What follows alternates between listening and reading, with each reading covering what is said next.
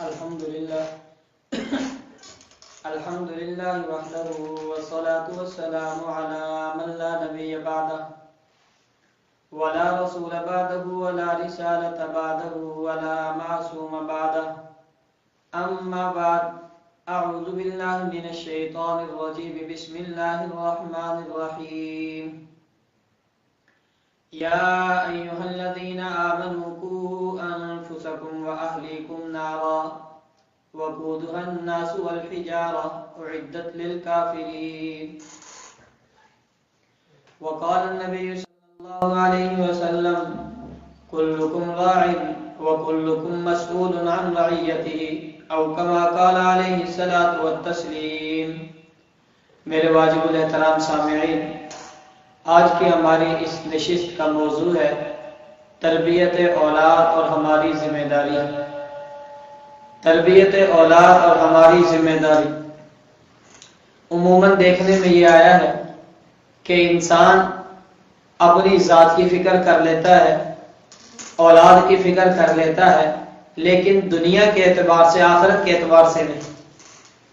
حالانکہ ایک مسلمان ہونے کے ناطے اس کو یہ سوچنا چاہیے کہ جس طرح میں اپنے بیٹے کی، بیٹی کی، اپنے ماتحتوں کی دنیا کی فکر کر رہا ہوں، بیائی اسی طرح میں ان کی آخرت کی فکر بھی کروں۔ ہماری کامیابی آخرت میں ہے، دنیا میں نہیں۔ دنیا میں رہنے والا ہر انسان کچھ نہ کچھ جیسا کیسا وہ وقت گزار جائے گا، فکر ہمیں آخرت کی کرنی کہ میری آخرت بچہ اچھی ہو جائے، میری اولاد کی آخرت اچھی ہو جائے۔ قرآن پاک کی میں نے ایک آیت تلاوت کی ہے، یا ایھا الذین آمنوا قوا انفسکم واہلیکم نارا وقودھا الناس والحجارہ۔ اس آیت کے اندر اللہ تبارک و تعالی نے انسانوں کو متوجہ فرمایا ہے، اور سب سے پہلے تو اللہ تبارک و تعالی نے جو ہمیں خطاب فرمایا، پیارا خطاب، وہ خطاب کیا ہے؟ یا ایھا الذین آمنوا، یا ایھا الذین آمنوا، یہ پیار بھرا خطاب ہے۔ اب اس کی سمجھ ہمیں کس طرح آئے گی؟ پاک و ہند کے بڑے مشہور عالم دین گزرے ہیں مولانا شبیر احمد عثمانی، جنہوں نے تحریک پاکستان میں نمایاں خدمات سر انجام دی، اور پاکستان بن جانے کے بعد انہی خدمات کے سلے میں قائد محمد علی جناح رحمہ اللہ فرماتے ہیں کہ آئیے، اور حق یہ ہے کہ اب اس پاکستان کا جھنڈا سب سے پہلے آپ ہی لہرائیے، اور پاکستان کا جھنڈا سب سے پہلے لہرانے والے مولانا شبیر احمد عثمانی، تفسیر عثمانی کے نام سے ایک کتاب بھی، قرآن پاک کی تفسیر بھی لکھی۔ مولانا شبیر احمد عثمانی مفتی شفیع رحمہ اللہ کے گھر کثرت سے آیا کرتے تھے، آپس میں رشتہ داری تھی۔ مفتی تقی عثمانی صاحب فرماتے ہیں کہ میری دادی محترمہ اس وقت زندہ تھی، اور مفتی مولانا شبیر احمد عثمانی ارشاد فرماتے ہیں کہ میرے آنے کا مقصد صرف دو چیزیں ہیں، ایک تو مفتی شفیع رحمہ اللہ کی زیارت، اور دوسرے نمبر پر میرا مقصود کہ میں اماں جی کے وہ الفاظ سننے آتا ہوں، وہ پیار بھرے الفاظ، کہ اب دنیا میں مجھے ان الفاظ سے بلانے والی صرف ایک ہی ہستی ہے، مفتی شفیع رحمہ اللہ کی والدہ۔ میری والدہ بہت ہو چکی ہیں، میں کہیں بھی جاؤں کوئی مجھے شیخ الاسلام کے لقب سے پکارے گا، کوئی حضرت پکارے گا، کوئی مولانا پکارے گا، کوئی بڑے حضرت پکارے گا، لیکن ایک لفظ جس میں پیار کی مٹھاس سے گندھے ہوئے الفاظ وہ فرماتے ہیں، وہ یہ ہے، وہ مجھے جب کہتی ہیں نا میرے بیٹے، اللہ تجھے دنیا اور آخرت میں کامیابیاں، کامرانیاں نصیب فرمائے، یہ میرے بیٹے والے الفاظ میں سننے کے لیے سفر کر کے اس گھر میں کثرت سے آتا ہوں۔ اللہ فرماتے ہیں یا ایھا الذین آمنوا، براہ راست مخاطب ہمیں فرمایا کہ ایمان والوں۔ اب ایمان والا کہنے کے بعد مجھ میں سے اور آپ میں سے جو بھی ایمان والے ہیں وہ اس کا مصداق ہے، جو بھی، گویا کہ اللہ تبارک و تعالیٰ فرما رہے ہیں اے فلاں بن فلاں، اے فلاں بن فلاں، اے فلاں بن فلاں، ہر آدمی کو اس کا نام زد، کیونکہ مومن ایک صفت ہے اور صفت کے ذریعے اس کو بلایا جا رہا ہے۔ فرمایا قوا انفسکم واہلیکم نار۔ اب ہمارے یہاں دو قسم کے طبقات، ایک طبقہ وہ ہے جو خود نیکی کرتا ہے، نماز پڑھتا ہے، روزے رکھتا ہے، حج کرتا ہے، زکوٰۃ ادا کرتا ہے، دین کے اوپر چلنا اپنا فرض سمجھتا ہے، اور ایک وہ طبقہ ہے جو اولاد کی تربیت کی فکر کرتا ہے کہ اولاد نماز پڑھ لے، اولاد کو حکم کرتا رہے گا، خود اس پر عمل نہیں کرتا۔ جو اپنی فکر کیے ہوئے وہ اولاد کو چھوڑ گیا ہے، اور جو اولاد کی فکر کیے ہوئے اپنے آپ کو چھوڑ گیا۔ یاد رکھیں یہ دونوں طبقے واضح غلطی میں ہیں۔ قرآن پاک میں صرف اپنی نہیں فرمایا، فرمایا قو انفسکم، اپنے آپ کو بچائیے، وَأَهْلِيكُمْ نَارًا، اور اس کے بعد اپنے گھر والوں کو۔ اور آگ بھی کون سی؟ وَقُودُهَا النَّاسُ وَالْحِجَارَةُ، کہ جس آگ کو بھڑکانے کے لیے جو اسباب وہ پتھر اور انسان ہیں، ان سے وہ آگ بھڑکائی جائے گی۔ دنیا میں سخت آگ جو ہے وہ پتھر کے کوئلے کی آگ ہے، ان پتھروں کے ذریعے آگ بھڑکائی جائے گی اور آپ کو وہاں پر جلایا جائے گا، سزا دی جائے گی۔ فرمایا اس آگ سے بچانا چاہتے ہو تو اپنے آپ کو، اپنے گھر والوں کو بچاؤ اور عبادت کی طرف متوجہ کرو۔ اب جو پہلا طبقہ ہے جو اپنی فکر تو کرتا ہے، اولاد کی فکر کے بارے میں غافل ہے۔ اپنی فکر کیا ہے کہ ہر وقت اس کو یہ فکر ہے میں نماز پڑھ لوں، نماز میری نہ رہے، اولاد پڑھتی ہے نہیں پڑھتی۔ اگر اسے کہا جائے بھائی اولاد کو بھی دعوت دیا کرو تو آگے سے ایک ہی جواب ملتا ہے، کہتے ہیں جی بڑا دعوت دیتے ہیں، مانتے ہی نہیں۔ باقی ہم ہدایت ہمارے ہاتھ میں نہیں۔ حضرت نوح علیہ السلام کی مثال دیکھیں جی ان کا بچہ بھی تو کافر رہا تھا، اب یہ کتنی بڑی غلطی کر رہا ہے۔ مجھے بتائیے جو لفظ اللہ نے استعمال فرمایا نار، اس نار لفظ کو آپ غور سے دیکھیں، اللہ نے فرمایا اپنے آپ کو اور اپنے گھر والوں کو آگ سے بچائیے۔ کس سے؟ آگ سے۔ اب لفظ نارا جو اللہ تبارک و تعالیٰ نے استعمال فرمایا ہے، یہ لفظ نارا کس موقع پر؟ اب ایک آگ جل رہی ہے، آپ بیٹھے ہوئے ہیں، آپ کا بچہ آپ کی طرف بڑھتا ہے، آپ کیا کرتے ہیں؟ آپ خاموشی سے بیٹھ جائیں، کہ بیٹا جی آگ کی طرف نہ جاؤ، اسی طرح کریں گے، بیٹا آگ کی طرف نہ جائیے، بیٹھ جائیے، آگ کی طرف مت جائیے، اسی طرح۔ اور جب وہ چلے جائے اور آگ میں گر جائے، جل جائے، کہہ رہے ہیں میں نے تو بڑا سمجھایا تھا، مانا نہیں۔ یا پانی کا دریا بہہ رہا ہے، بچہ جا رہا ہے اور آپ دیکھ رہے ہیں کہ یہ ڈوب جائے گا، تیراک نہیں، آپ کہتے ہیں بیٹا پانی میں مت جانا، چھوڑ دیتے ہیں۔ اگر وہ جانے کی کوشش کرے آپ بھاگ کر پکڑتے ہیں، اسے تھپڑ مارتے ہیں، اسے روکتے ہیں، اسے پیچھے کرتے ہیں۔ کیا مطلب؟ کہ آپ اپنی پوری کوشش کرتے ہیں۔ اسی طرح حضرت نوح علیہ السلام نے اپنے بیٹے کے ساتھ ایمان لانے کے لیے پوری کوشش کی، باپ باپ دعوت دی، حتیٰ کہ ڈوبتے ہوئے بھی ان کو دعوت دی کہ آ جاؤ، بیٹھ جاؤ، بچت ہو جائے گی، لیکن بیٹا نہ مانا۔ اب یہ ہے دعوت کا اثر کہ ہم بھی اپنی اولادوں کو دعوت دیتے ہیں۔ نوح علیہ السلام کی 950 سال کی محنت ایک مرتبہ کیا کر ہم نے چھوڑ دی۔ اب یہ جو فرمایا اپنے آپ کو آگ سے بچاؤ، آگ کا کیا مطلب ہے؟ ایک مطلب تو واضح ہے کہ جلیں گے، دوسرا مطلب یہ ہے کہ جو ہم اعمال کر رہے ہیں گناہوں کی وجہ سے، ان اعمال پر یعنی ہمیں جو اللہ نے ایک حص دی ہے جس کی وجہ سے ہم اس آگ کو پہچان بھی لیں۔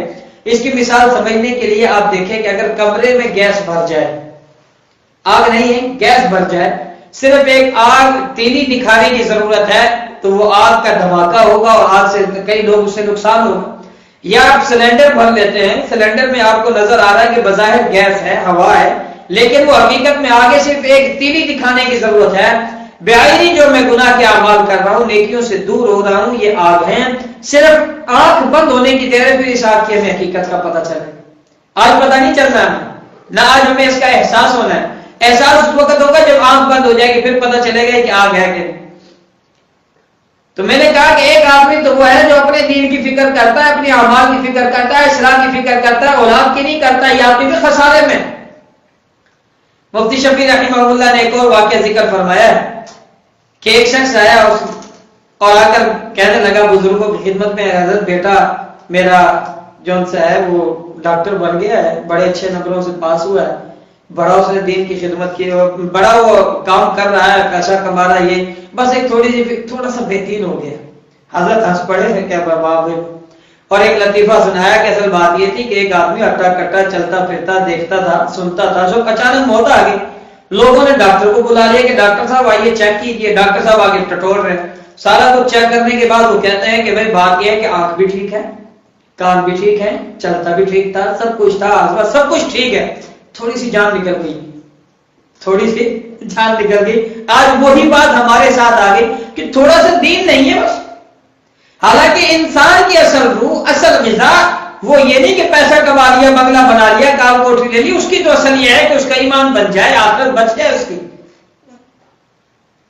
تو آج ہماری مثال بھی وہی ہے۔ فرمایا کہ یہ آدمی بھی خسارے میں ہے، اسے چاہیے اپنی اولاد کی فکر کرے۔ اور دوسرا قسم ہمارے پاس بھی آتے ہیں، بچے کو تربیت دے رہے، نماز نہیں پڑھتا، انہوں کو چاٹ ماری ہے، انہوں کو تھپڑ مارو، انہوں کو سمجھاؤ، تو میں پوچھتا ہوں کہ آپ پڑھتے ہیں؟ جی بس کمزور ہیں، دعا کرو۔ میں کہتا ہوں بچے نے تمہارا تھپڑ، آپ کو کیا کروں؟ بھئی آپ خود پڑھو گے، آپ پڑھنے کے بعد نبی صلی اللہ علیہ وسلم کو قرآن پاک میں حکم کیا فرمایا؟ وَأْمُرْ أَهْلَكَ بِالصَّلَاةِ وَاصْطَبِرْ عَلَيْهَا۔ آپ اپنے گھر والوں کو بھی نماز کا حکم دیجیے اور اس پر خود بھی پابندی اختیار فرمائیے۔ کیوں؟ جب حکم دیں گے خود بھی پابندی فرمائیں گے تو اس کی وجہ سے ان کو بھی اس عمل کا شوق ہوگا کہ میرا باپ خود بھی عمل کرتا ہے، میں بھی چلوں اس معاملے میں۔ اور تربیت اولاد میں ہماری ایک سب سے بڑی غلط فہمی وہ یہ ہے کہ ہم بچپن سے اپنی اولاد کو درست کرنے، درست راہ پر چلانے کی فکر نہیں کرتے۔ جب وہ بڑے ہو جاتے ہیں، عادات پختہ ہو جاتی ہیں، اس وقت کوشش کرتے ہیں اور یہ ہمارے لیے نقصان دہ۔ ہمیں چاہیے بچپن سے اس کی فکر کریں۔ کسی نے سچ کہا ہے کہ اگر دیوار کی بنیاد آپ نے ٹیڑھی رکھ دی، اب وہ اوپر تک چھت تک ٹیڑھی جائے گی، سیدھی نہیں ہو سکتی۔ سیدھی بھی گئی تو اس میں وہ لچک، وہ سیدھائی، وہ مضبوطی نہیں آئے گی۔ اگر درخت ایک جگہ لگا ہے، وہ ٹہنی اس کا سیدھا ہے، تنا اور درخت بنے گا، مضبوط بنے گا، ایک جگہ سے اٹھا دوسری جگہ، دوسری سے تیسری جگہ، اور اس کو ہلاتے رہے تو وہ مضبوط اور تناور نہیں ہوگا۔ اسی طرح اگر اولاد کی بچپن سے فکر کریں تو ہمارے پاس یہ اولادیں ٹھیک ہوں گی، ورنہ ہماری اولادیں بگڑ جائیں گی اور بعد میں ہمارا رونا کسی کام نہیں آئے گا۔ نبی صلی اللہ علیہ وسلم کے پاس حضرت ام سلمہ رضی اللہ تعالی عنہ جو امیر المومنین ہیں، نبی صلی اللہ علیہ وسلم کی بیوی ہیں، ان کا بیٹا حضرت سلمہ جب نبی صلی اللہ علیہ وسلم کی حفاظت میں آیا، آپ کا بیٹا بن گیا، ان کی والدہ سے شادی کی وجہ سے ستیلا بیٹا، تو نبی صلی اللہ علیہ وسلم کے ساتھ کھانا کھاتے فرماتے ہیں جب میں کھانا کھاتا تو میرا ہاتھ کبھی یہاں جاتا کبھی وہاں جاتا، تو آپ علیہ السلام نے فرمایا یا بنیا، میرے پیارے بیٹے، کل بھی یمینک، اپنے سامنے سے کھا، وکل بسم اللہ، اللہ کا نام لے کر کھا، وکل مما یلیک، اپنے سامنے سے کھا، جو ساتھ ملا ہوا ہے دائیں ہاتھ سے کھا۔ یہ نہیں کہ کبھی ہاتھ کہاں بڑھ رہا ہے کبھی ہاتھ کہاں بڑھ رہا ہے، اس طرح نقصان ہوگا۔ کون فرما رہے ہیں؟ نبی صلی اللہ علیہ وسلم۔ یہ کہہ کر نہیں چھوڑا ہے کہ ابھی بچہ ہے ٹھیک ہو جائے گا۔ ہم کیا کہتے ہیں؟ مولوی صاحب چھوڑو تسی ہونے تو حاجی بنا لگے، چھوٹا ہے بڑا ہوگا ٹھیک ہو جائے گا۔ حقیقت یہ نہیں، ابھی سے اس کی فکر کریں گے پھر اس کے اندر درستگی پیدا ہوگی۔ اسی طرح ایک واقعہ تھا، اقراش رضی اللہ تعالیٰ عنہ فرماتے ہیں میں نبی صلی اللہ علیہ وسلم کے ساتھ ایک مرتبہ بیٹھا ہوا کھانا کھا رہا تھا، تو میرا ہاتھ چھوٹا ہونے کی وجہ سے کبھی ایک طرف جاتا کبھی دوسری طرف جاتا۔ آپ علیہ السلام نے ارشاد فرمایا اقراش، اپنے سامنے سے کھاؤ۔ اور ایک اور موقع گزرا، میں نبی صلی اللہ علیہ وسلم کی خدمت میں موجود تھا، اس وقت کھجوریں آپ کی خدمت میں موجود تھی۔ اب ہوتا ہے اس طرح کہ نبی صلی اللہ علیہ وسلم کبھی یہاں سے کوئی کھجور اٹھاتے ہیں، کبھی وہاں سے اٹھاتے ہیں، کبھی یہاں سے، اور میں اپنے سامنے سے کھا رہا ہوں۔ کیا آپ علیہ السلام نے ایک مرتبہ مجھے تنبیہ فرمائی تھی، یہ نہ وہ آج دیکھیں تو ناراض ہوں، لیکن اس بات پر پریشان کہ مجھے تو آپ نے فرمایا ایک جگہ سے کھاؤ، اور خود کبھی کہاں سے کھجور اٹھاتے ہیں، کبھی کہاں سے کبھی کہاں سے۔ اور آپ علیہ السلام بھی یہ چیز بھاپ گئے کہ اس کے ذہن میں کوئی بات ضرور ہے۔ فرمایا اقراش، اب کیونکہ دسترخوان پر مختلف چیزیں موجود ہیں، اب جو آپ کو پسند ہے وہ کھائیں، جو ان سی کھجور آپ کو پسند ہے وہ کھائیں۔ طریقہ بتا دیا، چیز ایک ہو تو ایک جگہ سے کھائیں، سامنے سے کھائیں، مختلف اشیاء ہوں تو جو دل کو پسند آئے، جو طبیعت کو بھائے، جس پر من چاہے وہ آپ اٹھا کر کھا لیں کہ وہ مانت نہیں۔ یہ بچپن سے آپ علیہ السلام ادب سکھا رہے ہیں، اور ہم اس معاملے میں کیا کرتے ہیں؟ سستی کرتے ہیں۔ اسی طرح حضرت حسن رضی اللہ تعالیٰ عنہ کا واقعہ ہے، وہ فرماتے ہیں میں چھوٹا بچہ تھا، میں کھڑکی پر چڑھ گیا اور وہاں سے میں نے آقا رہتا میرا تھا، میں نے ایک کھجور اٹھا لی اور اٹھا کر وہ وضع کو فی اپنے منہ میں ڈال دی۔ آپ نے مجھ سے فرمایا کخ کخ، پھینکو پھینکو۔ آپ فرما سکتے تھے ایک کھجور ہے، کیا اس کی قیمت؟ چھوٹا بچہ ہے، بڑا ہوگا ٹھیک ہو جائے گا۔ آپ نے فرمایا نہیں، ابھی سے تربیت کرنی ہے، آج کی تربیت آخر تک اس کے ساتھ رہے گی، اگر آج تربیت نہیں کی تو آخر تک یہ بگڑتا چلا جائے گا۔ یہ ہماری ذمہ داری ہے کہ ہم اولاد کو اچھی بات کی تربیت کریں اور اسے باز پرس کریں، اس سے ملتے جلتے رہیں، اس کی نگرانی کریں، انہیں چھوڑ نہ دیں۔ حضرت موسیٰ غفاری فرماتے ہیں اوصانی خلیلی بعشرہ، میرے محبوب نے مجھے 10 وصیتیں فرمائی، ان میں سے ایک نصیحت اور وصیت یہ فرمائی کہ ادھر گھر کے اندر ڈنڈا لٹکا کر رکھنا، یہ نہ ہو کہ اولاد اس بات پر بے فکر ہو جائے باپ تو پوچھتا نہیں جو دل چاہے کرے۔ یہ نہیں کہ اگر مارتے رہیں کوٹتے رہیں، نہ، یہ بات لوگ اس پر بھی بڑھ جائیں گے، بس پٹائی کرنے لگے، پٹائی پہ اولاد ہاتھ سے نکل جاتی ہے، وہ باغی ہو جاتی روز روزانہ۔ آنکھ کی بات ان پر ہو، میری والدہ محترمہ فرماتی ہیں کھلاؤ ان کو سونے کا نوالا دیکھو شیر کی آنکھوں کو ڈر ہو کہ میرا ماں یا میرا باپ مجھ سے اس پر بات پرس کرے، ہم اس معاملے میں بے فکر۔ اور حسن فرما رہے ہیں مجھے بچپن سے میرے نانا جی نے یہ تربیت فرمائی کہ بیٹا ہم سید ہیں، ہم پر صدقہ جائز نہیں، ہم نہیں کھا سکتے، یہ تو لوگوں کے لیے، ہمارے لیے نہیں، لوگوں کا محل تو چل دوسرا، ہم نہیں کھا سکتے سید لوگ۔ اور ہم کیا کرتے ہیں، بیٹا باہر سے کوئی چیز اٹھا لایا، کوئی مال اٹھا لایا، ٹھیک ہے بچہ ہے جی ٹھیک ہو جائے گا، بڑا ہو کر ٹھیک ہو جائے گا، پھر بڑا ہوا پھر کہا جی وہ جی ابھی عمر بڑی ہے ابھی سے پیچھے پڑ گئی، یہ ہمارا طریقہ غلط ہے۔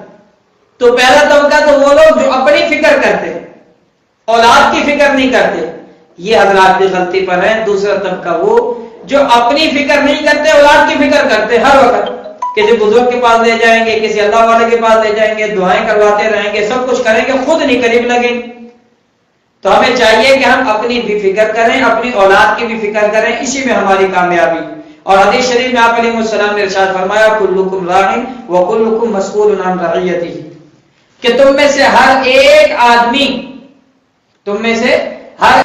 آدمی وہ نگہبان ہے، نگران ہے، اور اس سے اس کی نگہبانی کے بارے میں سوال کیا جائے گا، رعیت کے بارے میں سوال کیا جائے۔ اور آگے آپ علیہ السلام نے تشریف فرمائی، آگے آپ علیہ السلام نے تشریف فرمائی کیا کہ اگر کوئی حاکم ہے تو اس سے اس کی رعیہ کے بارے میں پوچھا جائے گا، شوہر ہے تو اس سے اس کے اہل بیت کے بارے میں پوچھا جائے گا، بیوی ہے تو اس سے اس کے شوہر اور اس کے گھر والوں کے بارے میں پوچھا، تو ان کے اوپر رعیت تھی، تو نے ان کے ساتھ کیا معاملہ کیا۔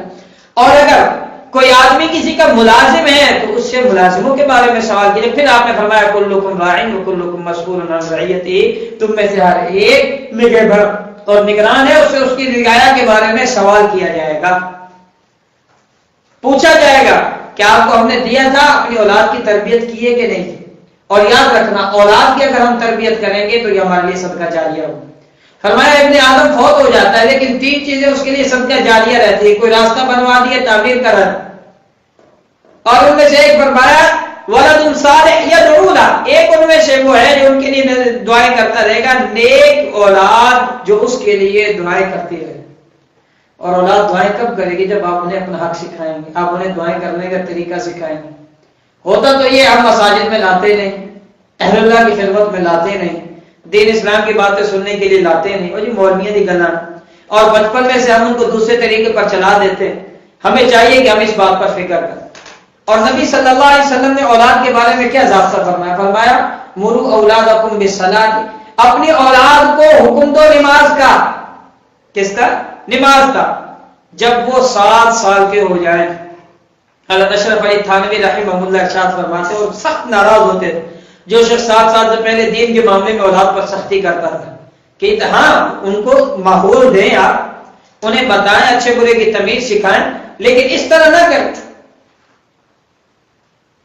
روزے رکھوانا شروع کر دی، ہاں ان کو بٹھائے، اگر بچہ اتنا سیانا ہے اس کو پاکی ناپاکی کا پتہ چل جائے 7 سال سے پہلے، آپ ان کو مسجد میں لائیں، مسجد میں وہ نماز پڑھے، نماز پڑھے گا، نماز سیکھے گا، شرارتیں کرے گا۔ یہاں کہ آج کل ہماری مساجد میں ہی بڑی پریشانی، شور مچ جاتا ہے، بچوں کو لے آئے شرارتیں کر۔ کسی دانا نے سچ بات کہی، اگر مسجد کے اندر نماز کے اندر پچھلی صفوں سے بچوں کے شرارتوں کی آواز نہ آئے تو اس بات کا یقین کر لیں، آپ اس بات کا یقین کر لیں کہ ہماری اولادوں میں آگے جو زمانوں میں وہ نمازی پیدا نہیں ہو سکتے۔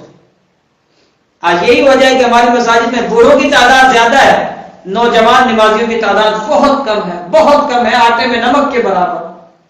بوڑھا بیچارہ بالغ ہے، کہیں جا نہیں سکتا، وضو ٹھہرتا نہیں ہے، ہر چیز سے ریٹائر ہو گیا، وہ مسجد میں بیچارہ پڑا رہتا ہے۔ اللہ اسے جزائے خیر کے مساجد کو آباد کیا ہوا ہے، وہ کہنا مساجد تو نوجوانوں کو زیادہ آباد کرنا چاہیے۔